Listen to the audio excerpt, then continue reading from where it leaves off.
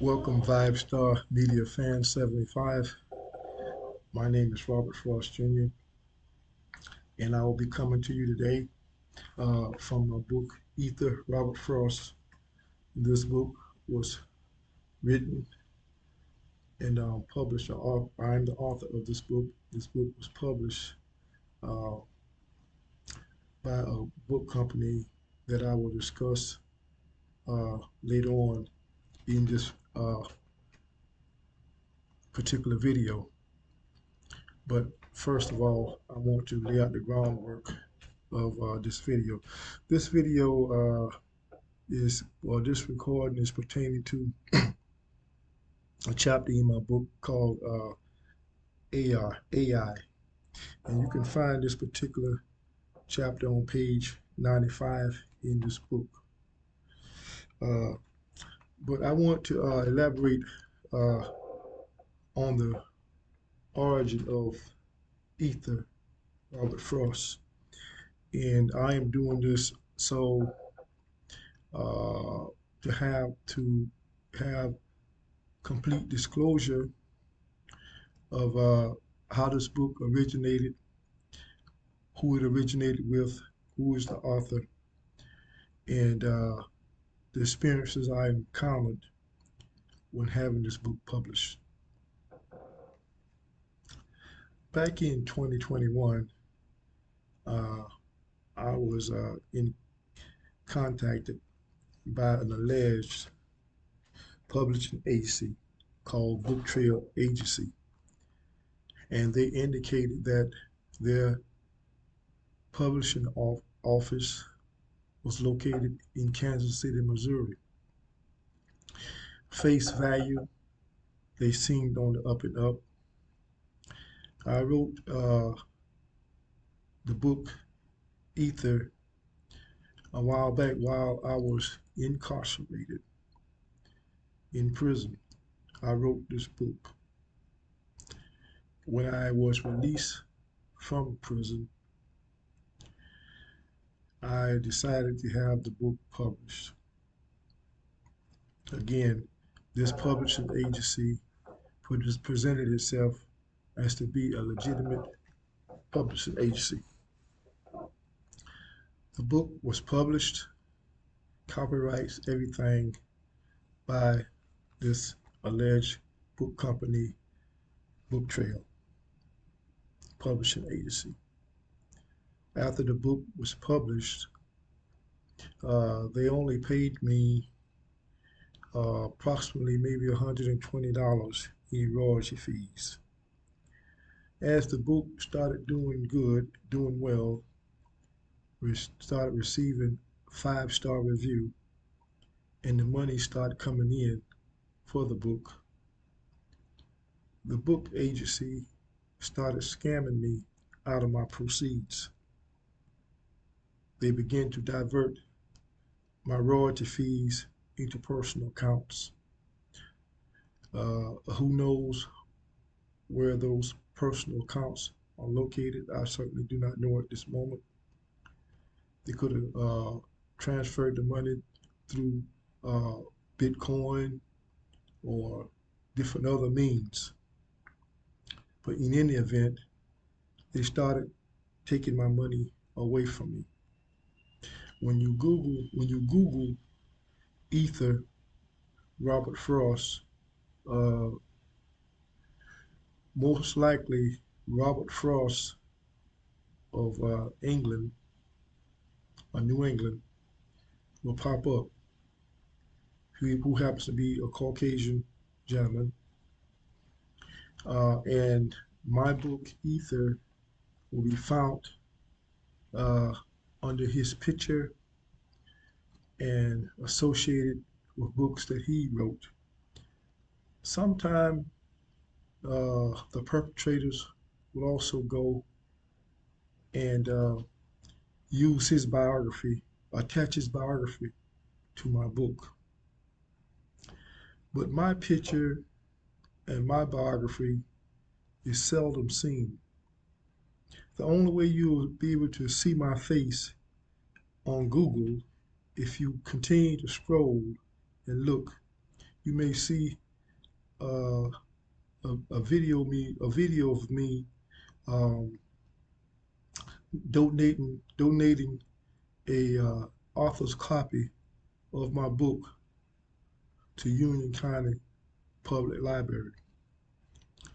Uh, I did donate the first author's copy to the Union County Public Library when my book was published. So you will see these things. You will see me in the library talking to the librarian, and she verifying that I was donated my book, a author's copy of my book, to the library. Uh, since the scheme or the scam began, the Book Trail Publishing Agency, the address that they gave me is no longer exists. So basically, what I'm telling authors today is to be careful uh, with their work, with their art, because you have scammers in the world today that are like vultures and leeches, waiting to scam you and to steal from you and convert your money that you're supposed to be receiving into bitcoins or transfer it to their own personal account. So I'm taking the time today to warn uh, authors out there uh, about this potential when you're striving to publish your books. Do everything in your power to do extensive research on the publishing companies that approach you and seek to publish your work or seek to have some kind of connections with your writings. Do extensive research on them, and if all possible, see if you can find local publishing companies, local publishing agencies in your state, in your area, or in the nation that you live in. Most of these so-called publishing agencies, they are not located, or these scammers, they are not located in your area. They're located all over the world. They could be in China. They could be in Africa. They could be in Australia. They could be any place in the world. But because of technology, it is very easy to deceive the masses. They make it seem or appear that they are somewhere local. They are very cunning and very crafty. They're taking their technology, they're taking their knowledge of technology, the knowledge of IT, or the knowledge of computer science, and they're using it in a negative way. So I just want to briefly put that out there before I begin to read the chapter from my book. I've recently found out, pardon me before I continue on, to reading, continue to read from the book, the chapter that I want to read from today. I recently found out that Amazon has since pulled Ether Robert Frost from its shelves and has indicated that they don't know if it in fact will be placed back up again. So a lot of people owe me money, and God willing, uh, I will receive what I'm supposed to receive at the appointed time. So again, this I'm reading from my book, Ether, Robert Frost, and I'll be reading from page 95. And the title of this poem is called AI. I'm just going to come straight out and say it. AI takeover is methodical, astronomical manipulation of the matrix in motion.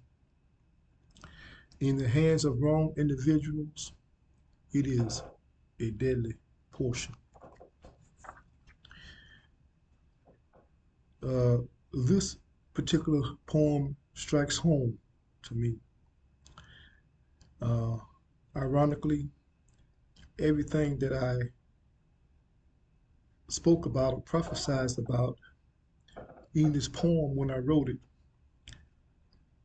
back in the 90s has materialized regarding artificial intelligence.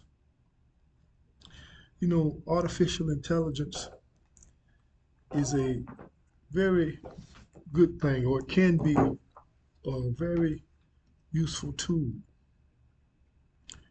as far as uh, discover, discovering ideas or discovering lost information. It can also be a very good tool as far as enhancing the intellectual knowledge of humanity. AI have very good potentials, but on the other hand, you know, in life, we live in a world of polarity, meaning that we live in a world of yin and yang. We live in a world of positivity and negativity. And unfortunately, in the world today, negativity outweighs positivity. That being said, knowing that negativity outweighs positivity, the reptilian brain set or the reptilian mind of human beings dominate majority of human beings' faction, their thinking, their actions, and their emotions. That being said, AI is a tool that should have strict regulations on it because humanity is at its lowest uh, capacity uh, as when it comes to morals. The morals of humanity uh, has fallen to some of the lowest levels of human existence. That being said, a tool as powerful as AI should not be uh, left in the hands of individuals, people who are controlled by their lower desires. Most of humanity operates, functions from their lower desire, not their higher desires, not their higher mind state or mindset. Most human beings operate uh, from their lower self. Uh, AI is somewhat like a double-edged sword. It can save life, it can give life, it can show us things that we have forgotten, but it also has the potential to take life and to cause humanity to fall even deeper into immoral behavior and immoral ways and actions. It also has the potential to deceive millions and billions of people.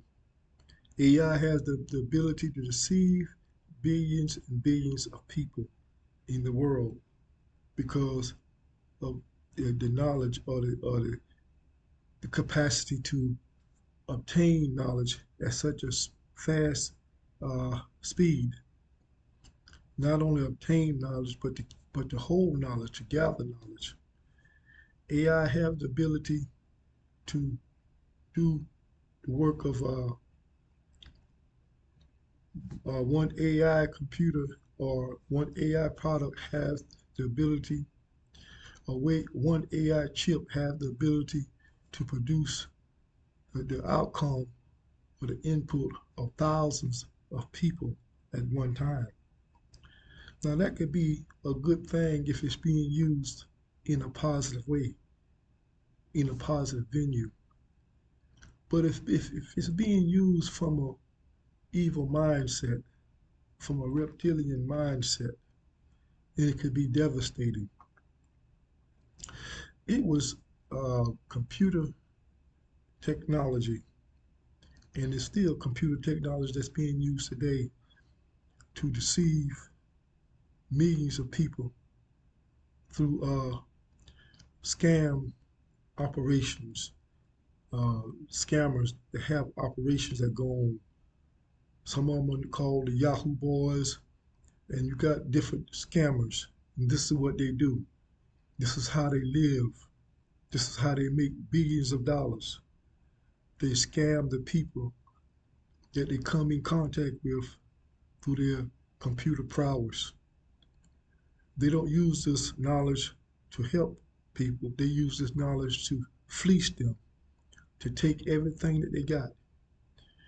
So AI, those that have the ability and the power to place regulations on I would encourage them to start placing regulations on AI as to how it is to be used and to what extent it can be used. And knowing the age bracket of the users and the mindset of the users, strict regulations should be placed on AI. AI should not be allowed to operate freely uh, without any repercussions of its actions. Because, as I said, it can hurt and cause irreparable damage to billions of people. When you go look at some of these ads that you see on social media, television, different places, they're created by AI. They make images of people that look real, but they're not real, they're artificial. When you look at social media, you see some of the posts that's placed on social media. They're not, most of them are becoming to be AI generated. They make these posts look so realistic, but they're not real. They're AI generated and created. And you have people, when they see these posts on social media, uh, they're either deceived out of their money or they're taken through some type of emotional distraught, causing unnecessary emotional distraught, causing unnecessary financial loss, loss of property, loss of monies, even loss of life. So this is not a joke. It's very serious. You know, the computer age is a good thing, but the computer age also must have specific regulations placed upon it because of its potential to dominate humanity, its potential to dominate society, its potential to dominate uh, all life that exists, whether it's on land, air, or in the ocean. So, uh, technology, so powerful as this, should not be left uh, without certain uh, regulations and laws placed on it. Regulations and laws applied to the people that use this technology. Because if we don't draw the line in the sand as to what can and cannot be done with this technology, then many, many people will suffer from irreparable damage. You know, so I just wanted to speak upon that and elaborate on this poem. This poem was, as I said, wrote in the 90s before AI even was presented to the masses, before AI was became public knowledge or public information. I foresaw uh, what's transparent now in society, what's transparent in the world. When you go and you look at these different uh, information sites, such as Google, and if you go to different store cyber stores, and you look at the information there, it's hard to tell whether that information is authentic or not, because AI has the ability to make the illusion look real and become real. So uh, I would encourage, you know, especially elderly people, when you're on using social media and when you're visiting these websites, be cautious, and be cautious with your account numbers, be cautious with your information, because as I said, AI is predominantly being used as a weapon to scam people all over the world. This will not be a long video, but I just want to speak upon this poem and also share my experience and encounter as to uh, what I encountered with dealing with AI and the things that I encountered and the adverse effect it has had on my life. So the book Ether, Robert Frost, is written by me, Robert Frost Jr., not Robert Frost from Maine, not the white man Robert Frost from Maine. It's written by me, Robert Frost Jr., who was born in Florence, South Carolina. This is my work. So if you see it being placed in these different places like Google, Amazon, or any of these places that you may go travel to buy something, and if it's not reflecting that, then you should reject it, because uh, I am the one who wrote this book. And I just want this to be known. The injustice that was done to me will be accounted for. The perpetrators, even though they have gone and gotten away, that's so they think in their mind, from the injustice that they done to me, they will not get away. Justice will prevail. They will be held accountable, and they will have to pay me back every dime that they've stole from me. Until the next time, my brothers and sisters, God bless you, heaven smile upon you, and at all times stay focused and stay alert in these schemes of times that we're living in. So if you see this video, give it a like, a share, and hit that subscribe button, and share this video so others may be able to see this video and know the real deal as to about the history of this book, Ether, Robert Frost. So other people, not only that, will be able to know the true history about my particular book, but it also help other people that may be encountering the same experience. It will also be able to help people avoid some of the pitfalls uh, that comes along with getting your artistic works noticed or published or placed out in the open. So please hit the like, share, and subscribe button. And I thank you very, very much. And we here at Vibe Star Media 75, thank you for your support, and thank you for everything that you do to support Vibe Star Media 75. And let's have this information placed out so the others that are encountering some of the same pitfalls and some of the same scams that I encountered will be able to avoid these things in the future. Thank you very much. Bye bye for now.